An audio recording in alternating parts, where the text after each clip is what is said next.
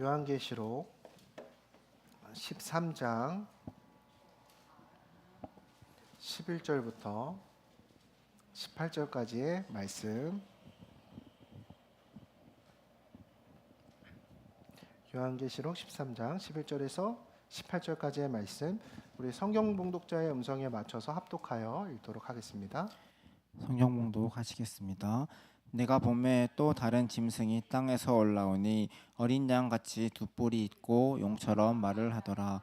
그가 먼저 나온 짐승의 모든 권세를 그 앞에서 행하고 땅과 땅에 사는 자들의 처음 짐승에게 경배하게 하니 곧 죽게 되었던 상처가 나은 자니라. 큰 이적을 행하되 심지어 사람들 앞에서 불이 하늘로부터 땅에 내려오게 하고 짐승 앞에서 받은 바 이적을 행함으로 땅에 거하는 자들을 미혹하며 땅에 거하는 자들에게 이르기를 칼에 상하였다가 살아난 짐승을 위하여 우상을 만들라 하더라. 그가 권세를 받아 그 짐승의 우상에게 생기를 주어 그 짐승의 우상으로 말하게 하고 또 짐승의 우상에게 경배하지 아니하는 자는 몇이든지 다 죽이게 하더라. 그가 모든 자 곧 작은 자나 큰 자나 부자나 가난한 자나 자유인이나 종들에게 그 오른손에나 이마에 표를 받게 하고 누구든지 이 표를 가진 자 외에는 매매를 못하게 하니 이 표는 곧 짐승의 이름이나 그 이름의 수라. 지혜가 여기 있으니 총명한 자는 그 짐승의 수를 세어보라. 그것은 사람의 수니 그의 수는 666이니라. 아멘. 네, 오늘은 짐승의 방식에 저항하라 라는 제목으로 함께 말씀을 나누도록 하겠습니다. 여러분들 혹시 제가 사진을 좀 준비했는데요, 트렌드 코리아라는 책 아시나요? 이게 이제 해마다 나오는 책인데요, 이 책이 매년 베스트셀러가 되는 책이기도 합니다. 이 책의 내용은 그 해를 대표하는 한 해를 대표하는 소비 키워드들을 나열했기 때문에 기업, 그리고 뭐 마케팅하는 사람들, 뭐 이런 사람들이 이 책을 통해 많은 인사이트들을 얻기도 합니다. 뭐 여기서 뭐 욜로, MZ 세대, 뭐 이러한 단어들이 다 키워드들로 이렇게 거론이 되었었는데요. 흥미롭게도 이 트렌드 코리아라는 책에서 계속해서 거론하고 있는 등장하는 단어가 있습니다. 그게 뭐냐면 바로 효율과 실용성입니다. 그래서 요즘의 세대들은 효율과 실용성을 굉장히 추구하는 세대라는 거예요. 과거의 발전 속도와는 지금 많이 달라졌죠. 그래서 저까지만 해도 아날로그 세대였습니다. 사랑하는 사람이 있으면 학을 1000마리 접어줬었어야 됐고, 편지로 이렇게 연락을 주고받던 시기에서 이제 디지털 세대로 넘어갔던 사람이죠. 근데 과거와 발전 속도와는 달리 요즘은 모든 게 다 빨라진 것 같아요. 그래서 트렌드도 얼마나 빨리 바뀌는지, 지난주에 저희 찬희 집사님께서 아샤추를 주문을 할 때 아메리카노에 샷 추가를 해서 이렇게 주문을 했다고 합니다. 그러니까 줄임말들도 얼마나 빨리 바뀌는지 몰라요. 유행도 얼마나 빨리 바뀌는지 모릅니다. 우리가 입는 옷 트렌드도 굉장히 빠르게 변하고 있어요. 사람들은 점점 더 효율적이고 빠르고 편리한 것만 찾는다라는 거죠. 그러니까 모든 것이 빠르게 변하다 보니까 느린 것에 대한 적응이 되려 힘들어지는 시대를 살아가고 있어요. 그래서 쿠팡으로 로켓 배송을 시켰는데 하루 늦어지면 난리를 치죠. 혹은 요새 드라마나 영화 같은 것들을 사람들이 잘 못 본다고 합니다. 왜 그럴까요? 그러니까 그 이야기가 늘어지는 걸 못 보기 때문에 유튜브에서 몰아보기로 편집되어 있는 것들을 본다고 해요. 효율적으로 변한 시대라는 거죠. 실용성을 추구하는 사회라는 거예요. 그러나 이러한 효율성과 실용성을 추구하는 사회를 우리가 계속해서 살아가고자 할 때 어떤 문제들을 우리가 마주하게 될까요? 이 효율이라는 게 그러나 큰 단점들이 있다라는 거예요. 그게 뭐냐? 우리가 효율적으로 일하려고 빡빡하게 스케줄을 잡다 보니까 어떤 것들을 잃어버리고 살아가요? 여유를 잃어버리죠. 또 무엇을 잃어버리고 살아갑니까? 사유와 성찰을 잃어버린 채 살아가는 것들을 보게 됩니다. 그러니까 우리의 어떤 생각이 없이 효율적으로만 바쁘게 살아가는 시대를 살아가고 있다라는 것입니다. 그래서 여러분들 그런 경험 있으실 거예요. 뭐 사고 싶은 것을 얻기 위해서 무리하게 사본 경험이 있으세요? 어제 명동 다녀왔죠. 그래서 옷들 막 무리하게 사는 거예요. 근데 문제는 뭐예요? 내가 무리하게 나의 능력보다 넘어서는 거를 사다 보니까 마음의 평안을 잃어버리는 경험 다 해보지 않았습니까? 살 때의 기쁨은 잠시죠. 하루 지나면 이제 뭐 만족해. 근데 이제 시간이 지나면서 할부를 갚는 다음 달에 나는 지난달 도파민에 절여졌던 나의 노예가 돼서 막 이렇게 일상을 살아가면서 허리띠를 동여매야 됩니다. 이런 모습이 반복되다 보니까 우리의 삶 전체가 효율이라는 거대한 짐승 앞에서 절하는 듯한 느낌을 받는다라는 거예요.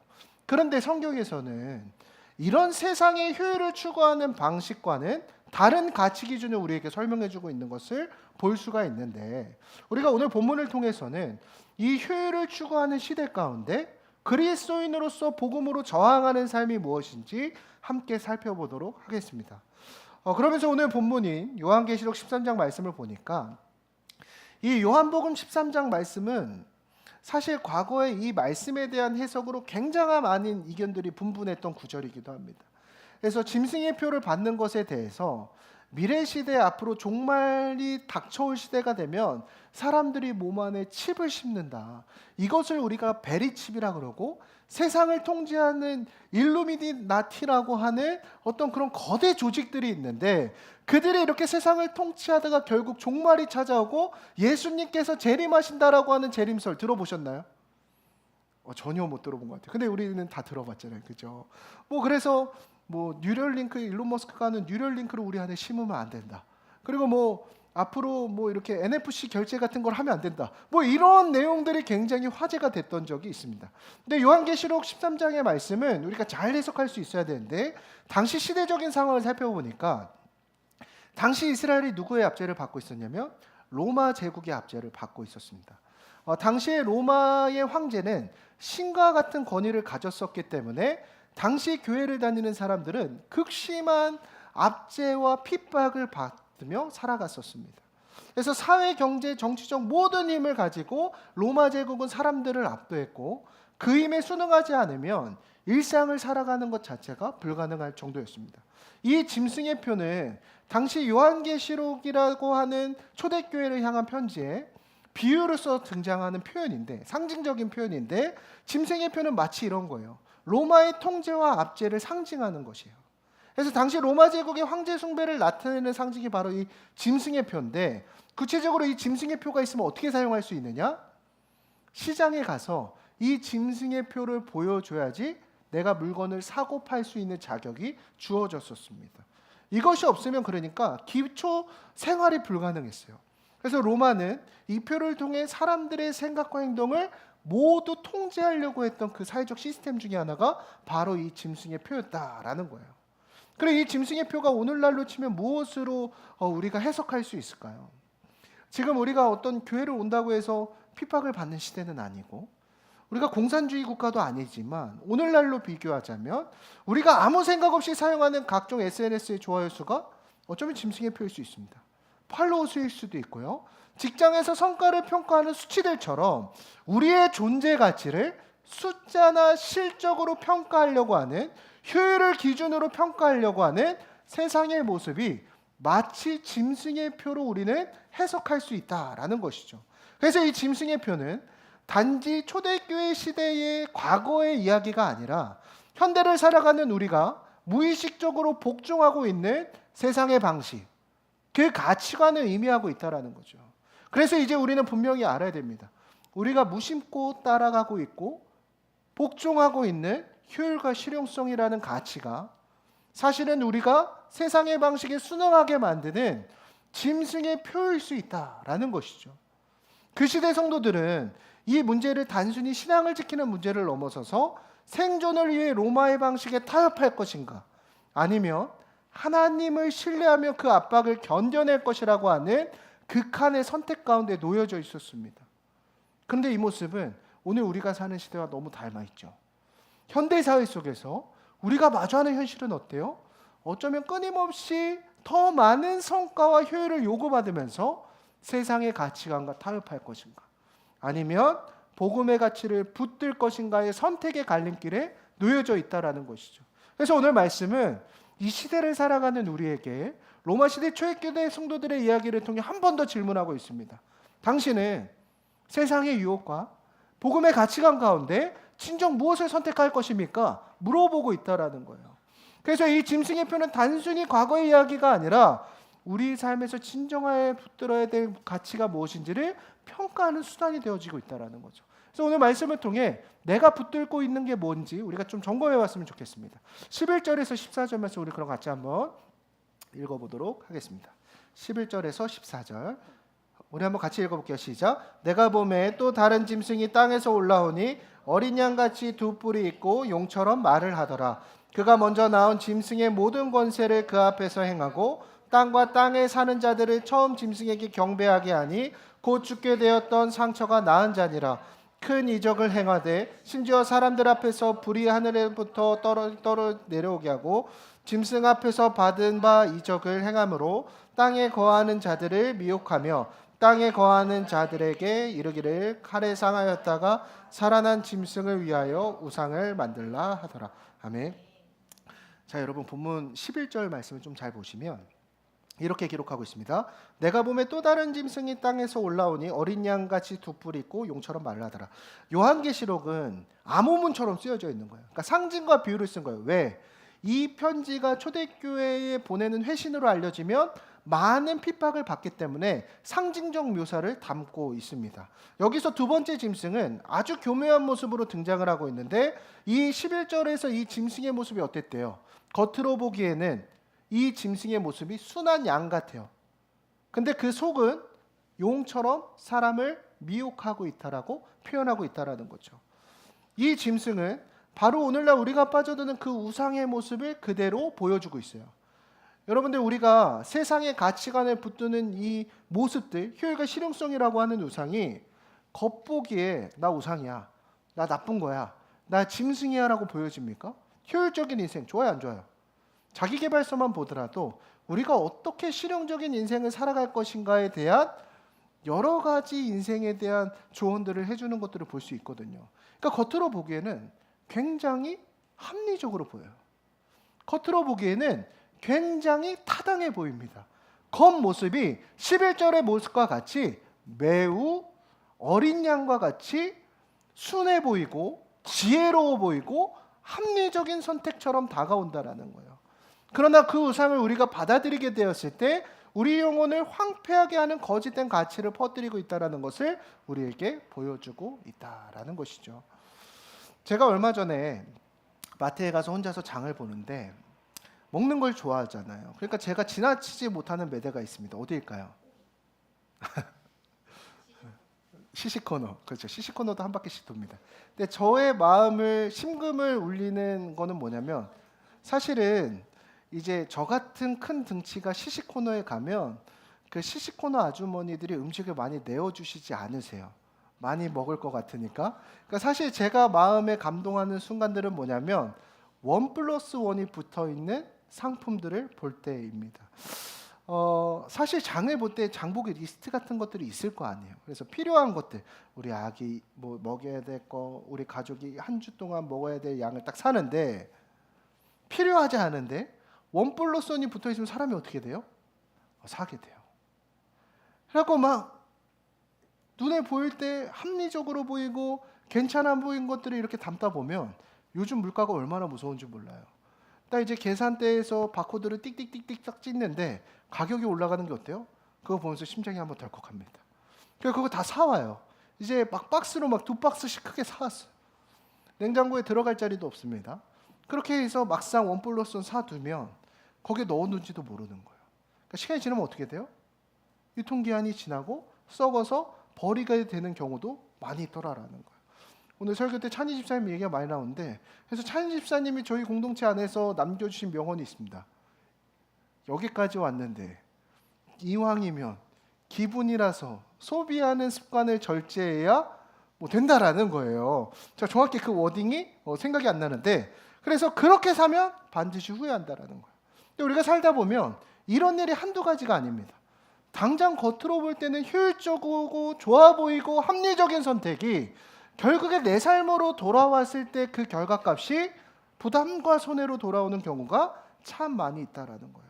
그래서 많은 현대인들이 가장 빠르게 가장 많은 것을 얻기 원하지만 사실 가장 빠르게 있는 것이 무엇인지 모른 채 살아간다라는 것입니다. 우리가 효율만을 추구하는 인생을 살아가게 되면 어떤 것들을 잃게 될까요? 결국 잃어버리는 게 되는 게 있다라는 거예요. 여러분, 합리화, 효율과 실용성만을 추구하게 되면 비효율적인 것들을 잃어버리게 되는데, 여러분들이 생각할 때 우리 인생에 있어서 비효율적인 것들이 무엇이 있을까요? 어떻게 보면 사랑이라는 가치는 비효율적으로 보일 수 있습니다. 여러분, 사랑에 빠지면 사람이 어떻게 되죠? 바보가 돼요. 전화를 하루에 2시간이고 3시간이고 붙들고 있습니다. 그게 효율적인가요? 전혀 효율적이지 않아요. 하지만 그것은 매우 중요하고 가치 있는 것이기 하죠. 인간관계, 여러분 효율적인가요? 이 사람과의 관계를 풀기 위해서 내가 시간과 에너지들을 써야 되는 거 효율적이지 않아 보여요. 여러분, 신앙생활 효율적인가요? 오늘 여기 교회 오려고 1시간 왔잖아요. 요 예배 드리러 온 거예요. 이게 여러분들의 인생에 있어서 과연 실용적일까요? 실용적으로 보이지 않다라는 거예요. 그래서 우리는 효율적이지 않아 보이는 가치들을 효율성을 선택하기 위해 너무나 쉽게 포기하면서 살아가게 되더라라는 거죠. 우리가 일상생활에서 마주하게 되는 것도 있습니다. 여러분, 삶에서 예배와 아르바이트, 뭐가 더 효율적으로 보입니까? 아르바이트가 효율적으로 보이죠. 나에게 주어지는 베네핏이 분명하거든요. 여러분, 인간관계에 있어서 용서하는 것과 손절하는 것, 뭐가 더 효율적입니까? 손절하는 게 효율적이죠. 용서하기까지 나의 마음이 그렇게 닿지 않는다라는 거예요. 그러나 오늘 말씀이 오늘 우리에게 주는 분명한 메시지가 있다라는 거예요. 그게 무엇입니까? 효율이라는 가면의 우상을 경계하라는 것이요. 그 효율과 실용이라고 하는 어린 양의 탈을 쓴 그 우상은 결국 그 성은 용같이 교묘해서 우리의 영혼 가운데 막심한 손해와 후회를 남기게 된다라는 것입니다. 자, 그러면 이렇게 효율을 우상으로 삶을 때 우리의 삶은 과연 어떻게 되어질까요? 오늘 15절에서 17절의 말씀 같이 한번 읽어보도록 할게요. 15절에서 17절 여러분 한번 읽어보세요. 시작.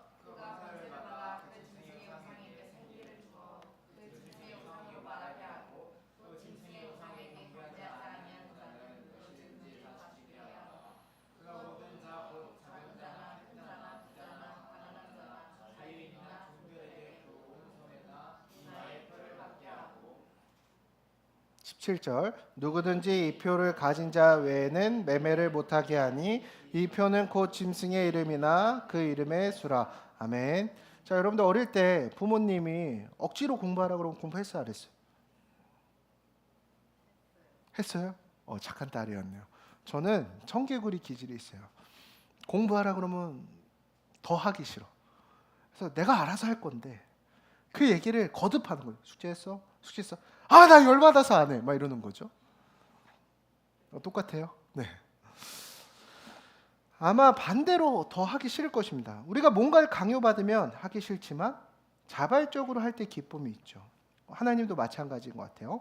오늘 15절에서 16절 말씀에 이 짐승의 표가 결국에 어떻게 우리에게 다가오는지, 양과 같이 다가왔는데 이제는 용과 같이 대합니다. 당시 로마 제국은 황제를 신으로 숭배하고 시장이나 공공장소에 들어갈 때마다 황제 숭배를 나타내는 이 표를 몸에 지니거나 표시하도록 강요한 것을 볼 수 있죠. 이 표가 없으면 일상생활의 기본인 먹고 마시는 것조차 불가능했을 정도였습니다. 그래서 시장에서 물건도 사고 팔지 못하니까 경제활동, 사회활동 모든 게 불가능하고 이 표를 받지 않으면 생존 자체가 어려워지는 거예요. 즉 이 짐승의 표는 우리에게 효율과 합리로 다가왔지만 이 로마의 권력에 대한 절대적인 복종과 충성을 강제로 요구하는 방식이었음을 볼 수가 있었다라는 거죠. 그래서 김창욱 교수님은 강의에서 이런 내용이 나오는데 이 내용을 읽어보니까 인생에서 진짜 성공은 남들이 하라는 대로 사는 게 아니라 자기가 진짜로 원하는 삶을 용기 있게 사는 것이 인생에서 진짜 성공이라고 이야기를 합니다. 세상의 방식은 우리에게 강요와 복종의 시스템을 계속해서 씌우려고 그러죠. 효율과 실용은 우리가 선택하는 것 같지만 결국 이 사회구조의 시스템 속에서 우리가 그 효율과 실용을 계속해서 강요받을 수 없다라는 거예요. 그러나 하나님의 사랑의 표현 방식은 어떠세요? 하나님은 우리에게 이렇게 말씀하시죠. 우리가 강제된 복종이 아닌 스스로 우러나는 자발적 순종과 사랑으로 우리가 하나님을 따르기 원한다라는 거예요. 여러분, 요한계시록의 말씀 가운데 하나님의 말씀에 반응하지 않는 수많은 사람들의 이야기가 나옵니다. 성경의 이야기를 볼 때도 하나님의 말씀에 불순종했던 수많은 이야기의 사람들이 나옵니다. 그럼에도 불구하고 하나님께서 우리에게 그분의 때를 남겨주시는 이유는 무엇이에요? 우리가 자발적 순종으로 그분을 따르길 바라신다라는 거예요. 결국 세상의 방식은 무엇이에요? 우리에게 끊임없이 이렇게 이야기해요. 너 이거 하지 않으면 망할 거야. 너 이런 효율성을 택하지 않으면 넌 뒤처지게 될 거야. 이거는 강요된 효율성이고 강요된 성공입니다. 하지만 하나님께서 우리에게 주시는 메시지는 뭐예요? 우리에게 강요하지 않으세요? 우리를 자유롭게 선택하고 진정한 사랑의 마음으로 자신을 따르라고 말씀하여 주신다라는 거예요. 그 세상에 강요되는 방식으로서 우리가 하나님을 믿길 원하시는 것이 아니라 우리에게 그 자유의 방식으로 자발적 헌신을 우리가 그분께 나아가기 원하신다라는 거예요. 결국 오늘 성경의 말씀은 우리의 신앙생활의 태도를 질문하고 있어요. 나는 하나님을 어떻게 믿고 있는가?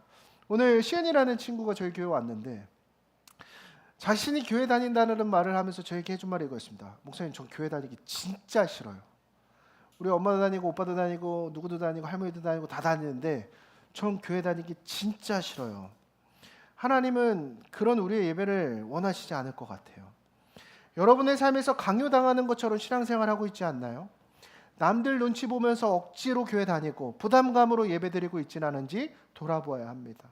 여러분, 그러나 그렇게 우리의 믿음은 시작되지 않습니다. 오늘 성경이 우리에게 주는 메시지는 무엇입니까? 진정한 믿음은 어디서부터 비롯되느냐는 거예요. 자발적인 사랑과 헌신으로부터 우리의 신앙의 싹이 트기 시작한다는 거예요. 의무도 아니고 강요도 아니고 우리의 자발적인 사랑으로서 하나님을 찾아 나아가고자 할 때 우리 안에 주님을 향한 믿음이 싹트기 시작합니다. 우리 이내 집사님이 목사님 딸이에요. 제 딸이란 소리가 아니라 아버지의 직업이 목사님이란 소리입니다. 평생을 신앙생활을 했어요. 그러나 집사님께서 요즘 들어서 하시는 고백이 있어요. 저의 신앙생활의 대부분은 의무로서 신앙생활을 했습니다. 아버지가 목사님이었기 때문에 당연히 예배를 드렸어야 됐고 당연히 교회에서 반주를 했어야 됐어요. 근데 그 예수를 믿는 게 저에게 그렇게 행복하지 않았던 것 같아요. 그러나 요즘에는 하나님을 믿고 고백하는 것들에 대해서 그 의미를 발견하고 있다는 거예요. 여러분, 진정한 믿음은 어디에서 시작됩니까? 여러분들이 자발적으로 하나님을 믿기로 결단하고 그 삶의 방향을 돌리기 시작할 때 살아계신 하나님의 은혜가 저와 여러분 가운데 부어질 줄 믿습니다. 오늘 우리의 마음을 점검하고 진심으로 기쁨과 자유함으로 하나님을 따르는 저와 여러분이 되길 간절히 소망합니다. 자, 오늘 말씀으로 들어와서 18절의 말씀이에요. 우리 마지막입니다. 우리 같이 한번 읽어보죠. 시작. 지혜가 여기 있으니 총명한 자는 그 짐승의 수를 세어보라. 그것은 사람의 수니 그의 수는 666이라. 아멘.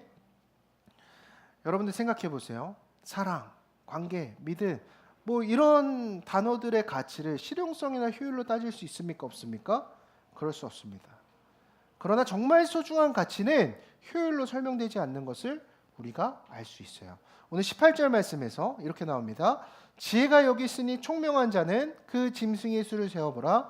그것은 사람의 수니 그의 수는 666이라. 많은 종말론자들이 이렇게 합니다. 여기서 있는 666이 이제 말세 때의 종말의 징표라는 거예요.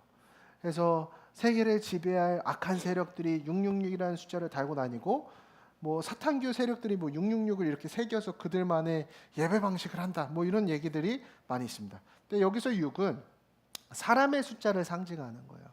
그래서 여기서 666이라는 것은 사람의 방식, 사람의 지혜, 사람의 생각으로 아무리 모든 것들을 다해도 하나님을 표현하는 완전한 숫자인 7에 미치지 못하는 불완전한 인간의 숫자라는 것을 정의하고 있어요. 이것을 바꿔 말하면 이런 거죠. 우리가 생각할 때 지혜로운 방식, 효율적인 방식, 실용적인 방식, 그러니까 뭐 이런 거 있을 수 있죠. 비트코인을 미리 사고 뭐 우리가 주식 투자는 이렇게 하고 이런 효율과 실용들을 아무리 짜내놔도 완전하신 하나님 앞에 불완전하다라는 것을 의미하고 있습니다. 당시 로마 제국의 방식은 세계 최고의 강대국이었기 때문에 그들이 통치하는 문화와 사상들이 효율적이고 실용적으로 보였다라는 거예요. 그러나 하나님께서 보시기에 그들의 방식과 가치는 불완전하고 불충분한 방식이라는 것을 오늘 성경은 우리에게 이야기하고 있습니다. 그것은 합리적으로 보이지만 결국 참된 생명과 진리를 줄 수 없었다라는 거죠. 세상의 효율적이고 실용적인 기준은 지금 당장은 좋아 보일 수 있어요. 악한 게 아니에요. 영원한 가치와 진정한 행복을 주지 못합니다. 틴켈러 목사님이 이렇게 이야기해요. 우상은 언제나 좋은 것처럼 보이지만 좋은 것을 최고의 것으로 착각할 때 우상이 된다. 중립적 의미라는 거예요. 여러분, 돈은 좋은 겁니까, 나쁜 겁니까? 좋은 거죠. 그러나 나쁜 것이기도 합니다. 그 돈을 통해서 많은 범죄들이 일어나기 때문에. 그러나 선용되면 좋을 수 있습니다. 불쌍한 사람들을 도울 수 있고 사회에 환원할 수 있는 수많은 방식이 있어요. 그렇기 때문에 중립적이죠. 그러나 이 돈이라는 것이 인생의 최고의 가치가 되면 어떻게 될까요? 그건 우상이 되어집니다. 좋아 보이지만 그것을 쫓는 인생의 방식은 참된 생명과 진리에 닿을 수 없다라는 거죠. 마찬가지입니다. 효율과 실용도 언제나 우리에게 좋은 것처럼 보이지만 그것을 최고의 것으로 착각할 때 우상이 되어진다라는 거예요. 우리 시대에 효율이라는 우상이 있습니다. 이 효율이라는 것은 결코 나쁜 게 아니죠. 그러나 그것이 우리의 삶의 궁극적인 목표나 가치가 될 때 문제가 생깁니다. 결국 오늘 우리는 추구해야 되는 가치를 어디에 둘 것인지 성경은 우리에게 질문하고 있어요. 효율과 실용뿐만이 아닙니다. 그것이 돈일 수 있고요, 성공일 수 있고요, 복수일 수 있고요. 우리의 삶에 가장 추구되는 방식이 무엇이 있는지에 따라서 우리의 삶의 결과가 결정된다라고 성경은 이야기하고 있습니다. 결국 그리스도인의 삶의 방식은 무엇입니까? 효율과 실용이 아니라, 돈이 아니라, 세상에 좋아 보이는 가치가 아니라 빛 대신 주님은 우리의 삶에 최고의 가치를 두며 살아갈 때 우리의 삶에 진정한 하나님 나라가 주어진다라는 것을 성경은 우리에게 이야기하고 있습니다. 우리가 그 비효율적으로 보이고 아무런 가치가 없어 보이는 이 예배하는 삶, 신앙을 쫓는 삶, 사람들에게 인정받지 못하겠죠. 때로는 소래 보이는 것처럼 보일 수도 있습니다. 짐승의 표를 받지 못한 초대교인 성도들처럼, 야, 니 붕신이야? 너 왜 그런 선택을 하고 살아? 야, 너 교회 왜 다녀? 실습 나가는데 주일까지 이렇게 교회 나가면 피곤하지 않냐? 너 바보야? 너 이거 왜 교회 다니는 거야? 아르바이트 안 할 거야? 너 그렇게 돈 안 벌고 맨날 집에서 이렇게 있을 거야? 라고 할 때마다 할 말이 없다고요. 그러나 여러분, 성경 우리에게 분명히 이야기하고 있죠. 우리의 인생의 가치를 어디에 정할 것인가? 그러나 그 하나님 나라에 우리의 가치를 삼고 하나님 나라를 우리의 삶의 가장 우선순위를 두며 살아갈 때 그 결과 가운데 우리의 삶에 무엇이 낳게 된다라는 거예요? 참된 생명과 진리를 낳게 되는 삶을 살아가게 될 것이라고 오늘 요한계시록 13장 말씀을 우리에게 이야기하고 있다라는 거예요. 오늘 말씀을 정리하려고 합니다. 세상은 지금도 매일같이 우리를 유혹합니다. 야, 효율적이게 살아야지. 그 실용적인 논리로 우리를 끊임없이 유혹합니다. 그러나 기억할 것은 복음은 효율이 아니라 진리를 붙드는 길인 줄 믿습니다. 다시요. 복음은 효율이 아니라 진리를 붙드는 길인 줄 믿습니다. 오늘 우리가 드리는 이 예배, 이웃을 향한 마음, 여러분 효율적으로 보이지 않지만 이 길 끝에 하나님 나라의 상급이 있는 줄 믿습니다. 오늘 저는 그것을 믿습니다. 그래서 감비고에 미친 듯이 들어가고 아이들을 만나서 밥을 먹겠고 그 결과 가운데 아이들이 예배에 오는 놀라운 열매를 맺게 될 때마다 저는 제가 믿는 가치가 틀리지 않았으면 매일같이 마주하는 거예요. 여러분, 그 하나님 나라의 가치를 바라보며 나아갈 수 있는 저와 여러분이 되길 소망합니다. 그 효율보다 진리를 붙드는 진짜 승리의 길을 붙들 때 저와 여러분의 삶 가운데 놀라우신 하나님의 은혜와 영광이 가득 임하게 될 줄 믿습니다. 이 시간 우리 오늘 말씀 붙들고 잠깐 기도하는 시간 가졌으면 좋겠습니다. 음악을 좀 틀어주시고요. 우리 시간 잠깐 기도했으면 좋겠는데요. 오늘 우리의 삶에 가장 우선된 가치를 좀 하나님 앞에 고백했으면 좋겠어요. 당신이 요즘 몰두하고 있는 관심사 무엇입니까? 그러나 우리의 관심사 가운데는 여전히 세상의 가치 기준들밖에 없는 것들을 자꾸 보게 됩니다. 하나님, 세상은 가치 없다 이야기하지만 우리가 바라볼 때 진리 되신 주님을 바라보기 원합니다. 우리가 복음의 방식으로 세상에 저항하기 원합니다. 주님, 이 시간 우리의 마음의 방향이 돌이키는 시간 될 수 있게 하여 주시옵소서. 이 시간 말씀 붙들고 잠깐 통성으로 기도하겠습니다. 하나님 감사합니다.